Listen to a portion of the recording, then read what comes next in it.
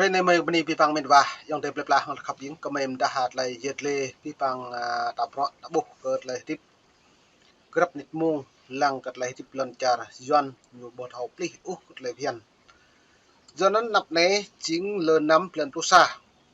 tabuh bing cha tek ngau kyang tun na pup bing ani nok na khanoi ket lai tenya wa we lau ko nyu kyang nau pa ani cha tek ngau pa ani nyu yap thụy sĩ university dân phải đoàn Mỹ Hoa Kỳ lẽ nhiều trun bởi anh lần chào Việt Nam mà anh Philippines để cho anh lần chào Việt Nam rất như càng đã dân anh Mrosa như càng nhà Việt lệ đoạn về lau càng nào đã để phi rằng thúc đẩy Việt Nam về những màu hàng lại bị hẳn cái cả nam núi tứ đã lần chào Việt Nam nhiều nào lên những bộ màu bạc mét lên bộ màu đã hàng lại thảm á hàng lại cái cả lại bị hẳn hiểu lên nó như chỉnh lên thì nhiều bộ nó phải đoàn nào là mong Hà Nội như tôn Hà Nội để cứ trúc phải Sài Gòn lũ đi quan gì tới nhau phải đoàn tới như nào nó mời càng xem lăng là nhiệt lê lâu đặc là đoạn về các phải đoàn Mỹ càng tôn bằng trong vòng năm này tuần này một nghìn năm dừng lờ năm từ lúc xa này đang xem lăng cái phước cất loại như càng tôn nhưng đoạn ấy mự cái nhiệt lê này mày phải mự lời đại đoạn về này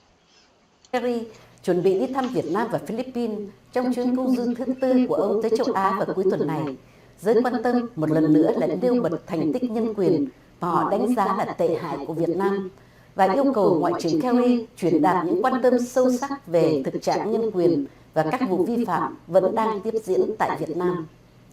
Tờ báo The Diplomat đã cho đăng một bài báo của đồng sáng lập viên Freedom Now mang tựa đề đã đến lúc phải có một hướng tiếp cận nghiêm túc về vấn đề nhân quyền Việt Nam. Bài báo viết,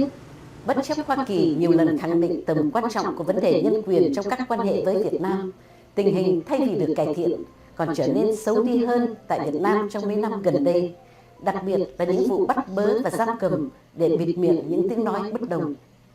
Freedom Now đề nghị nó nên là bố ta pol mà pro phi đằng hậu này lại đã pi bằng pro có con nào đang sắc Việt Nam cợt lấy mà pro hàng cả bộ dự chi tiết Việt Nam mà pro cái dự cả bộ dự hàng lại bị hằn lên lại tiếp núi buồn sáng ô do nó ra này tìm tra như của mình lấy nâng cấp nhiều quan hệ hợp tác song phương như học ạc như địa việt đấy như lệ lên trong quất trong cái nam hàng hóa này đi địa việt đấy xăm lau đang càng pre cái nhú mà pro lên lau có pre như một mút lên trong càng địa việt này như vậy pre như thực hiện các bộ luật vất cái như càng hợp tác quân sự đang khăm dự một luật mà ngất luật như luật vấn đề cái nhân quyền trên hết cho nước Mỹ nên cả đã nhiều mạng pro lên nhiều hẹp đút nhiều bồ ngạo mông này đã bồ lâu trời rằng kẹt phải đoàn rằng trôn nạp này là chỉ trích này như tiêu này lại phải đoàn phi nào hào này lại cái này là trôn lơ năm lần bút xa thôn từ bò từ lâu này lại xem lặng cái bí bằng pro cái nhố dập quạt đi như nào nó nên dập quạt đi nó mấy ba lại phi nào hào nó cất như càng tụi chúa nó cất như càng được đã lâu cái nhố nào rằng thâu lá rằng càng tụi chung rằng eo tới nhổ nào bạn đi Thụy Sĩ như vừa đi ngày 28 này tháng 11 lẽ từng lau như càng trôn mông này rằng càng trôn từ nhố lỡ lúc xa này trôn từ nhố lau lẽ từng nhiều thì nào cất như càng trả cất như càng giật lẽ nào buồn sang như những bạn những lại là hạ bình đội sang cự bình trả lại cái nắp hàng lại cao lại khẻ mày về mự cật lại hẹp từ đây những bụng nhặt tối ú vất cả linh hàn hợp tác luôn ta cật lại hàng hóa nhập trong cái đầm rằng kèm có mút lấy nhố như dập danh sách đen mà của CVC nên mày về xem lăng một vài. Trong thời gian ở Hà Nội, Ngoại trưởng Kerry cần truyền đạt 3 thông điệp về vấn đề nhân quyền cho Hà Nội. Thứ nhất, Hoa Kỳ sẽ không cổ vũ các quan hệ thương mại với Việt Nam trừ phi có cải thiện đáng kể trong thành tích nhân quyền, kể cả trả tự do cho khoảng 120 tù nhân lương tâm tại Việt Nam. Thứ nhì, Hoa Kỳ sẽ không nới rộng các quan hệ quân sự trừ phi có cải thiện về nhân quyền. Và thứ ba, Ngoại trưởng Kerry do nó này Ngoại trưởng Kerry nó lại nhiều bộ pi bằng pro hàng lại mạ pro tơ đã hàng lại linh hàn bộ dụ một tơ đã bộ mong nhã ốc lại phiền cái cả nắm núi lẽ đơn như bộ lại ốc sa tô tung pro chồm núi ra đây nhiệt độ giam cầm binh nhiều tù nhân lương tâm lẽ đơn thông tin báo chí như giam giữ hàng này lại lưu bởi này là chặt dập đi như được đang trụ cái nhà rồi này xong mới nhú hiếm phá tụ bật thấp như của mình như đồ kéo dài thời gian rạ này buộc một thời gian tại nhú nó nên trình chơi đẹp nào ta có xem lằng rạ này ta buộc mạng cất lấy nhú ngã sát lận là con ông doài plei pla lời đáo lời trứng cất lời quý bông gấp đít mông tị buồn sang ta buộc một lời thịt xăm ta dân ấn mệt vã mời bread ý xem lăng gặp phải mông cất mấy chăng mệt vã yang tới ta xem lăng bread thầu răng lăng bread ít thầu bút rồi có nhiều ngạ bread ít thầu ngành bread ít thầu ta bread ít thầu hém mông tới nhố hẹp lệ hoặc là nhố hoặc là cái cả juara này nak buồn sang ta hane krap chi dia ia lip le pi le hứt ta tùy ngạ này cái nong nak buồn sang ta tùy thông pự thao hẹp cái từng cái nhố hàng lại cái cả năm hẹp cái kéo ôm mang tay phiền nhủ không hẹp dựa lại phiền gì giờ hane là lau nhục càng nào chặt ngào đi lệ trong bình pul mà pro phim hào lệ càng trôn mà pro đã cái tự nhủ lệ từng cất nhố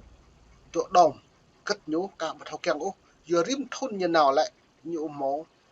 trong sạch minh bạch ô đảng cộng sản Việt Nam nhũ đại diện hàng trả lời mà pro buồn cùng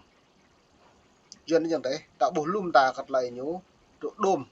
hàng nào buồn sáng là tụi đom hoặc buồn cùng tum như bọn còng nó lại tụi như bla để như bộ được chưa nó mày phải mở đằng hiếm ra càng lệ tới nhiều đứa đã như bông ngạ tôi lệ đằng này chụp mút như sách đèn đằng giờ nó mày phải mở cật lại sắp đẹp cật lại mong tổ chức phim hào cật lại như thế này nên thông báo cho Việt Nam rằng Bộ Ngoại giao dự định đưa Việt Nam trở lại danh sách đáng quan tâm về tự do tôn giáo như đề nghị của Ủy ban về tự do tôn giáo quốc tế của Hoa Kỳ. Trong một cuộc phỏng vấn dành cho Ban Việt ngữ VOA, đại diện của Freedom Now, luật sư Patrick Griffith, nói rằng tổ chức của ông hy vọng rằng Ngoại trưởng Kerry sẽ coi chuyến đi Việt Nam lần này như một cơ hội để đặt vấn đề một cách nghiêm túc với Việt Nam. He has an opportunity here to really show the ways in which he can do public advocacy on prisoners of conscience. Secretary Clinton was quite outspoken while she was in Vietnam during her last. Ông Kerry có một cơ hội để cho thấy đường hướng của ông, công khai cổ vũ và bênh vực cho các tù nhân lương tâm.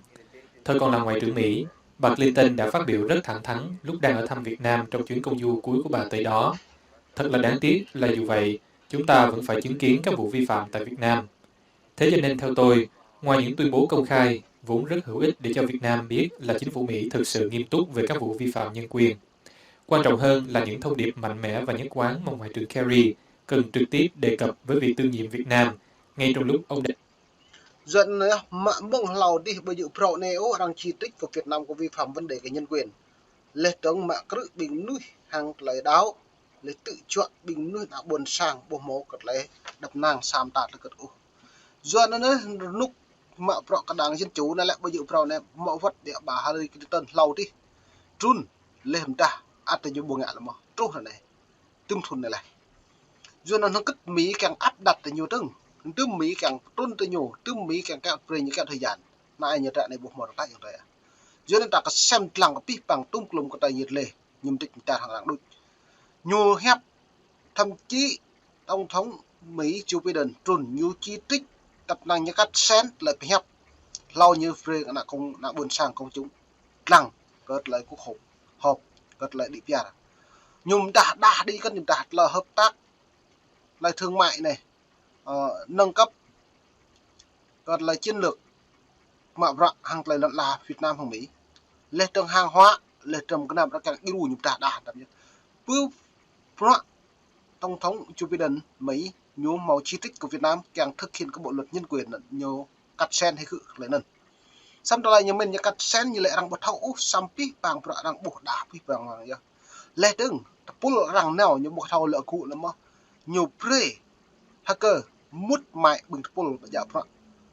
như giáo bình quốc tế lệ trống xem lăng càng chi tiết của vấn đề nhân quyền nè càng cắt sen hay mất lại nè xăm lo đã thầu nó như là này tầm tí lầm lỡ plok mà lần plok rằng tố cáo cái chính phủ Việt Nam vi phạm của bộ luật như giáo tự do thông tin nè như giám sát thông tin rằng là trình nhiều sót lại kiện nó hạ này lại bộ ngoại giao Mỹ lên trong bộ ngoại giao Việt Nam nhiều cả tüm rằng gửi thư ngó thì nhiều lại càng dễ đắp cái lệ đỡ rằng lệ thì nhiều cạo màu lệ cái lệ rằng giờ nó nhiều chỗ tránh môn này như bắt thao cao màu cơ hội như lệ cái lệ rằng vô cất lại nhiều sót lại hiện cần luật thông tin báo chí thì ấy đoạn này do đó đây mà xem mực đứng là gì lên này đang ở Việt Nam.